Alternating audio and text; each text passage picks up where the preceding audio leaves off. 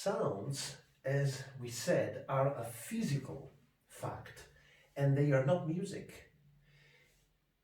We can have music when our conscience is moving after the sounds. So the sounds are the vehicle, right? And to understand the mass of sounds, we absolutely need to have to see a structure, an articulation, to break this big mass of sound, so to say. So we have to start from analyzing the fact that you can have rhythm without melody, but you cannot have melody without rhythm. So starting from the point that rhythm is the basic element, followed by melody, and followed by harmony.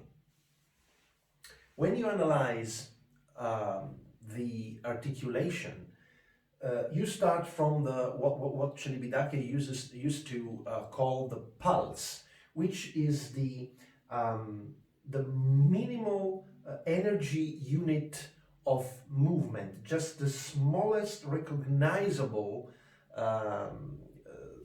portion, okay, of movement, which is unchanging, is always there.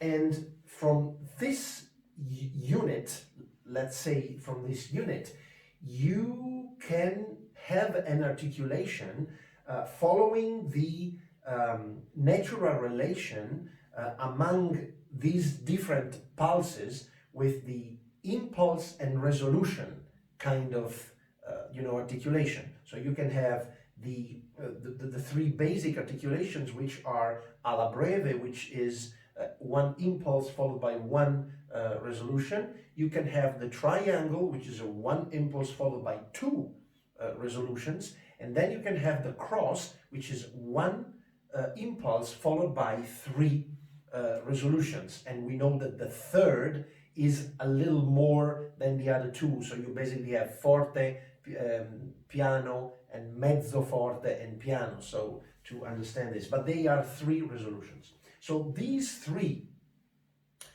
articulations are the only three possible ways for our conscience as human beings to articulate, actually.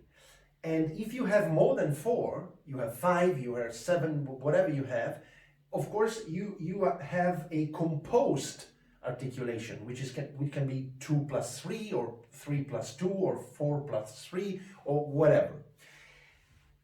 And starting from these basic articulations, of course, then you can have one after the other. So you have the repetition of the main impulse, the strong impulse at the beginning of the articulation, and the repetition of these various articulations with a strong impulse at the beginning is the way that we have to orient the phrasing. So now we are talking about phrasing, and this is the key of all this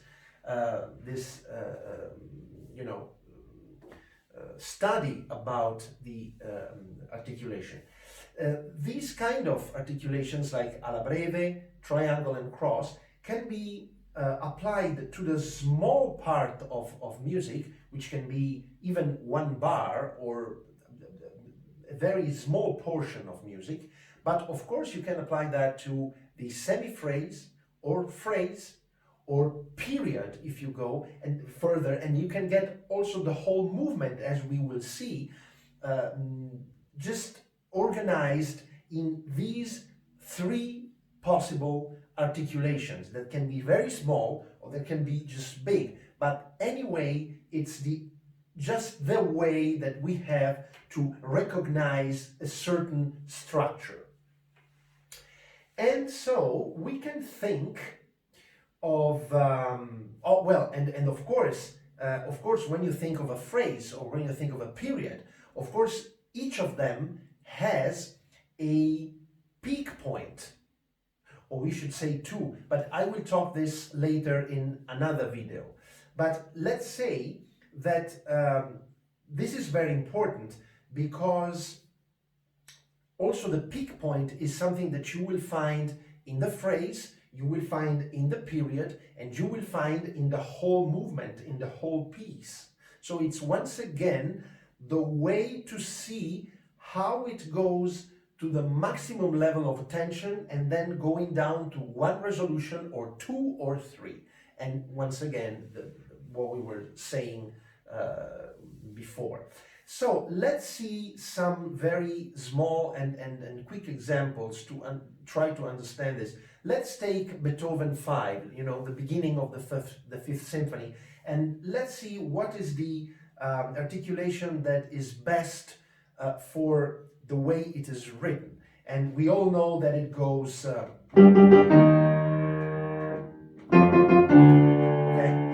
and we can think that these four, or we should say 5 bars, you know, are just articulated in a cross, because you have the impulse, the first resolution, the second impulse, which is a little less, and the final resolution. So you kind of have a cross.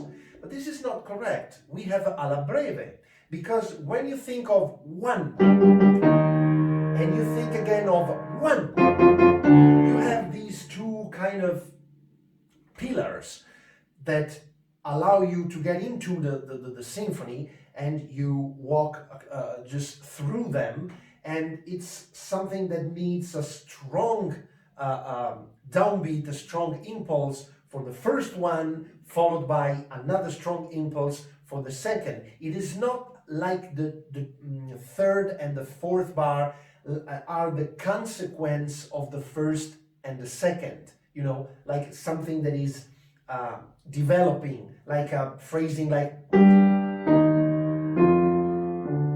you know, it is not like that. It's just one sentence followed by another strong sentence. So alla breve is much more it's just the best way to see and to articulate this phrasing. And it also goes as it follows, because if you think of the following bars, when it goes ta ta ta ti ta ta ta ta ti ta ta ta tim tam tam, this cannot be seen as a kind of, you know, cross articulation like ta ta ta ti ta ta ta ti. It doesn't go like that. But we have another example which is different, and is La Donna è mobile, right? Verdi. And of course now we can think of cross or alla breve. We can go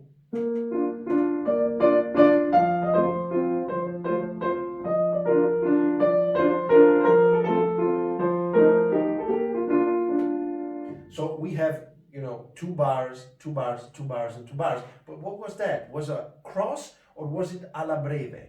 Well, this one is a cross, because if you go alla breve, it just breaks in 2 parts. Let's think of it.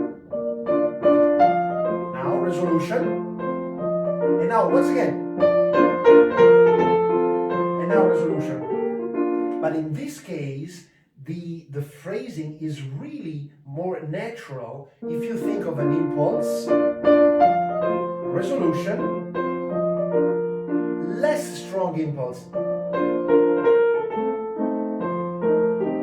and resolution. So this is the way to phrase it, and you can see that you can find the right way. And what about the waltz?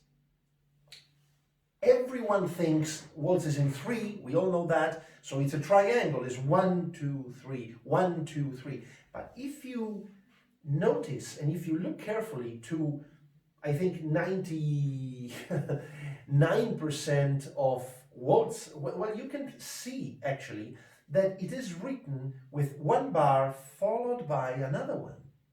It is 1, 2, 3, 4, 5, 6. If you want to say that. So it's not actually a 1, 2, 3, 1, 2, 3. For example,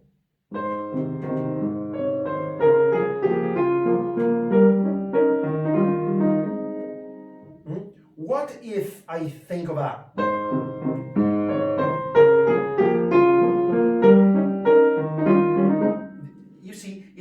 of amatorial way to play it, we should say, because it goes with an impulse resolution, impulse resolution, impulse resolution. So that's the way to do it, is alla breve, 2 bars. It's not simply 1 bar triangle. I'm gonna end this video with something that it's pretty interesting, I think, because with this kind of, you know, way to articulate the mass of sound, as I said before, Celibidache analyzed the forma sonata, as you know, is one of the most important musical forms of Western, you know, music, and he analyzed that, seeing that the forma sonata can be alla breve, but also can be triangle and also can be cross. And how does it change? Well, if you think the 3 parts, exposition, development, and reprise, well, of course we should say triangle, because it's, you know, 1, 2, 3. But once again, where is the peak point? As I said, I would talk about it in another video, but now just to see this, if you put the peak point at the end of the development, right before of the reprise, well, we have 2 phases. We have alla breve, from the beginning to the end of the development, and then the resolution to the end of the piece. So you have alla breve. But if you add a coda to this situation, you get a triangle, because you have first phase to the peak point, which is the impulse. Now the first resolution is the reprise, and the second resolution is the coda. Now, if we go back without the coda to the exposition, development, and reprise, but now we have the peak point in another position. It's not in the end of, by the end of the development, but it's somehow in the middle of the development. Now we have a different situation, because we have the impulse up to the peak point, then we have 1 resolution to the end of the development itself, and then another resolution with a reprise. So now it's a triangle here. And what if we add a coda to this situation? Of course, you have the impulse to the peak point in the middle of the development, and then you have 1 resolution to the end of the development, 2nd resolution to the reprise, and 3rd resolution to the coda. Now it's a cross. So this is Celibidache's analysis of forma sonata, which I think is very interesting and allows us at least to think about this important musical form and trying to understand how it really articulates itself, and how to phrase it in the different sections in the best possible way.